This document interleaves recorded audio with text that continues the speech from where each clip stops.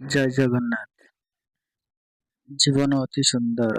ଗୋଟିଏ ଦିନ, ଗୋଟିଏ ଘଣ୍ଟା ଏବଂ ଗୋଟିଏ ମିନିଟ୍ ଆପଣଙ୍କ ଜୀବନରେ ଆଉ ଆସିବ ନାହିଁ। ଝଗଡ଼ା କ୍ରୋଧରୁ ଦୂରେଇ ରୁହ ଏବଂ ପ୍ରତ୍ୟେକ ବ୍ୟକ୍ତିଙ୍କୁ ସୁନ୍ଦର କଥା କୁହ। ସାଙ୍ଗମାନେ, ଆପଣମାନଙ୍କ ପାଖକୁ ମୁଁ ନେଇ ଆସୁଛି ଏକ ସୁନ୍ଦର କଥାଟି ଓ କାହାଣୀଟି। ଆପଣମାନେ ଶୁଣନ୍ତୁ, ଚ୍ୟାନେଲକୁ ସବସ୍କ୍ରାଇବ୍ କରନ୍ତୁ, ଲାଇକ୍ କରନ୍ତୁ। ଜୀବନ କହେ, ଅତୀତକୁ ଗ୍ରହଣ କରନ୍ତୁ, ବର୍ତ୍ତମାନକୁ ପରିଚାଳନା କରନ୍ତୁ, ଭବିଷ୍ୟତ ଆଡ଼କୁ କଠିନ ପରିଶ୍ରମ କର। ବୟସରେ କିଏ ବା ବଡ଼ ହୋଇପାରେ, କିଏ ସାନ, କିନ୍ତୁ ପ୍ରକୃତରେ ବଡ଼ ସେହି ହୋଇଥାଏ ଯାହାର ହୃଦୟରେ ସମସ୍ତଙ୍କ ପାଇଁ ପ୍ରେମ, ସ୍ନେହ ଓ ସମ୍ମାନର ଭାବନା ରହିଥାଏ। ଦୁନିଆରେ ସବୁଠାରୁ ବଡ଼ ଯାଦୁକର ସମୟକୁ ହିଁ କୁହାଯାଏ, କାହିଁକି ନା ସେ ନିଜେ ବଦଳିବା ସହ ଲୋକମାନଙ୍କୁ ବଦଳାଇଥାଏ।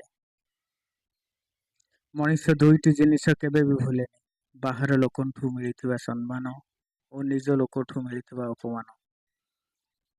Thank you. ଯଦି ଭିଡ଼ିଓଟି ଭଲ ଲାଗିଲା, ଲାଇକ୍ କରନ୍ତୁ।